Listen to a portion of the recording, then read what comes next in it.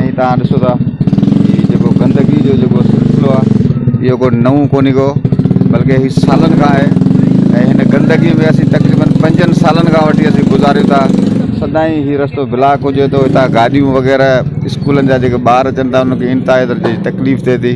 ऐं खोड़ सारा जेको आहे दफ़ा असां टाउन सां जेको राब्तो कयो आहे उनखे वठी अची ॾेखारे थो, पर असांजो हीउ मसइलो हल कोन थो थिए। असीं इंतिज़ामिया खां घुर था कयूं त असांजो हीउ जाइज़ मुतालबो आहे हिते नवां जेको आहे पाइप विछाए ऐं हिन गंदगी मां असांजी जेको जान आजी कराइनि। अदा ही असांजो तव्हां रस्ते जी हालत ॾिठी आहे जंहिंमें 24 कलाक पाणी बीठो हूंदो आहे। असां न को नमाज़ ते वञी था सघूं, न असांजो ॿारु को स्कूल वञी थो सघे। बीमार जेकॾहिं को माण्हू आहे या को डिलीवरी जो जेकॾहिं केस आहे त उन लाइ बि जेको आहे सख़्तु परेशानी थिए थी। उनखे कीअं जेको आहे माण्हू डॉक्टर ताईं पहुचाए। ऐं टाउन वारनि वटि असां केतिरा दफ़ा विया आहियूं, उन्हनि खे चयो बि अथऊं, लेकिन हू हिकिड़ो ई बहानो था कनि त असां जेको आहे हू खूह हले ई नथो। उन जे करे जेको आहे ही पाणी जेको आहे हू हले त ही पाणी निकिरे, लेकिन हीअ अचनि था रस्म पूरी करे हलिया था वञनि। इन जे लाइ असां DC साहब सागर खे गुज़ारिश था कयूं त असांजी हिन जेको आहे तकलीफ़ चङे नमूने सां ॾिसनि ऐं असांजी तकलीफ़ महसूसु कनि। आईंदा जेको आहे सो माना असांजे जेको आहे हिननि तकलीफ़ दूरि करण जी कोशिशि कनि त असां संदसि शुक्रगुज़ारी कंदासीं। बिस्मिल्लाहिर्रहमानिर्रहीम। असांजे जेको आहे हिन TNT कॉलोनी में गटरनि जी हालति जेका असां तमामु ख़राबु आहे। टाउन कमेटी वारा बि जेको आहे सुतल आहिनि। असांजे अचण वञण जे लाइ जेको आहे ॿारनि बच्चनि खे तकलीफ़ आहे, मदरसे में अचण वारनि ॿारनि खे बि तकलीफ़ आहे ऐं नमाज़ी हज़रातनि खे बि तकलीफ़ आहे। गली तव्हांजे साम्हूं आहे, को बि अॼु ताईं को अमलदार को अहिड़ो ऑफिसर न आयो आहे जेको अची असांजे हिन सूरनि जो जेको आहे सुख बणिजे, जेको असांजे लाइ कुझु अहिड़ो करे वञे जो असां हितां सुख सां अचूं वञूं ऐं जेको आहे नमाज़ी हज़रात मस्जिद में नमाज़ ते अचनि, ॿार अचनि मदरसे उहे बि, ऐं जेको आहे लेडीज़ आहे जेके छोकिरियूं ईंदियूं आहिनि पढ़ण जे लाइ उन्हनि जे लाइ बि तकलीफ़ आहे। उन्हनि जे लाइ मदरसो आहे असां वटि, त लिहाज़ा असां अपील था कयूं CM साहब खे ऐं आला उहिदेदारनि खे त असांजे मसइले जो हल कयो वञे। ॿी हालति में जेको आहे असां रोडनि ते निकिरी पियासीं त जेको आहे तमामु कमु ख़राबु थी वेंदो।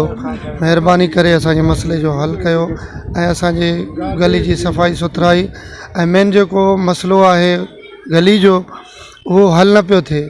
बसि अचनि था जमादार जेको आहे डंडा हणी नालियुनि में गटरनि में हलिया था वञनि, उन खां पोइ वरी पाणी जमा थी थो वञे।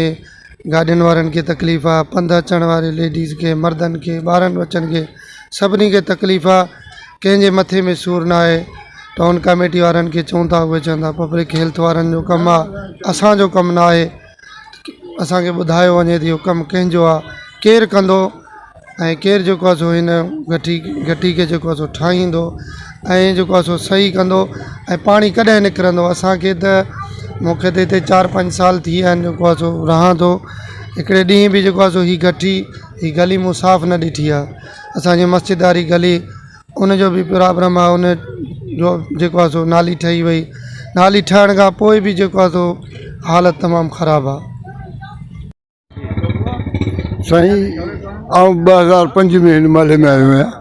हिन महिल ताईं न असांजी नाली ठही न घटी ठही आहे। हीउ गटर जो हाल ॾिसो, हीउ पाणी ॾिसो असांजे घरनि में बीठो आहे। जमादार 8 ॾींहं अचे थो नाली जी सफ़ाई करण, त उहो उते थो छॾे वञे, वरी हू खणनि कोन था अची पंहिंजे अखियुनि सां ॾिसो। असांजो इहो हालात थी त असांजी को ओही वाही न आहे।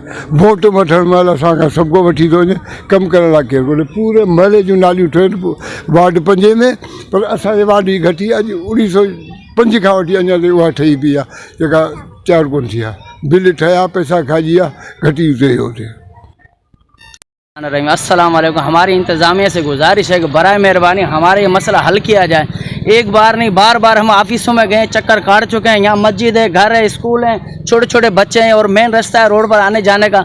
हमारा कोई मसला हल नहीं करता है। बार बार फंड आ रहे हैं, खाए जा रहे हैं, कोई पूछता नहीं है। आ रहे हैं ट्रैक्टर लगा रहे हैं, जो हम रास्ता सीधा करते हैं वो ख़राब कर कर चले जाते हैं। बराए मेहरबानी इंतज़ामिया से गुजारिश, यहाँ पर भी इंसान रहते हैं, इनका एहसास किया जाए। ये छोटे छोटे बच्चे हैं, बार बार यहाँ से लेडीज़ है, यहाँ पर सेंटर है, वहाँ से लड़कियाँ आ रही हैं, गिर रही हैं पानी में, बार बार कोई इस मसले को सुनने वाला नहीं है। बराए मेहरबानी हमारा मसला हल करो, हमें सुनो, हमारी दाद फरियाद सुनो, वरना हम रोड ब्लॉक करेंगे, किसी हद तक भी हम जा सकते हैं। बराए में हमारा ये मसला हल किया जाए, वरना इसका बहुत संगीन नताइज होंगे। हम इंसान नहीं है क्या? बार बार फंड आ रहे हैं, फंड खाए जा रहे हैं, कागजी कार्रवाई की जा रही है, कोई बोलने वाले कोई सुनने वाला नहीं है। आते हैं यहाँ फोटो बनवाते हैं और चले जाते हैं। DCSC सब कोई मसला नहीं है। बराए मेहरबानी हमारा मसला हल कीजिए। यहाँ आप हालत देखिए ना हमारी, किस तरह हमारे बच्चे यहाँ आ रहे हैं, जा रहे हैं, रोज़ परेशान हो रहे हैं, गटर में गिर रहे हैं। 2 बच्चे हमारे गिर रहे हैं, बड़ी मुश्किल में उनकी जान बचाइए। अगर खुदा न करे कुछ हो जाए, जानी नुकसान हो जाए, कौन भरेगा? अस्सलाम वालेकुम। सामू एलेदीस मस्जिद आहे ऐं रोज़ जो मामूला पानी बीठो आहे। ही होती आहे तक़रीबन 3 फुट हिन में मुंहिंजो छोकिरो अंदरि घिरी वियो, पाड़े वारनि छिके कढियो आहे। हिन में बि सफ़ाई कोन्हे ऐं तक़रीबन ही 3-4 महीननि खे हालत आहे। पाणी बीठो आहे ऐं तमामु तकलीफ़ आहे। भर में स्कूल बि आहे ऐं मस्जिद वारनि खे त तमामु घणी तकलीफ़ आहे। जेके नमाज़ पढ़ियो था अचनि, कपिड़ा हुननि जा ख़राबु थियो था वञनि। डेली का न का गाॾी हिन में फाथल आहे। सही तव्हांजो मसलो हम यहाँ से आते जाते हैं, यहाँ से स्कूल के रास्ते से कचरा साफ स्कूल जो रस्तो आहे ॾाढो ख़राबु आहे, इनखे साफ़ कराए वञो। असां रोज़ ई था अचूं वञूं था, असांजा कपिड़ा वग़ैरह ख़राबु था थी वञनि, शूज़ वग़ैरह, इन जे करे ई साफ़ कराए वञनि।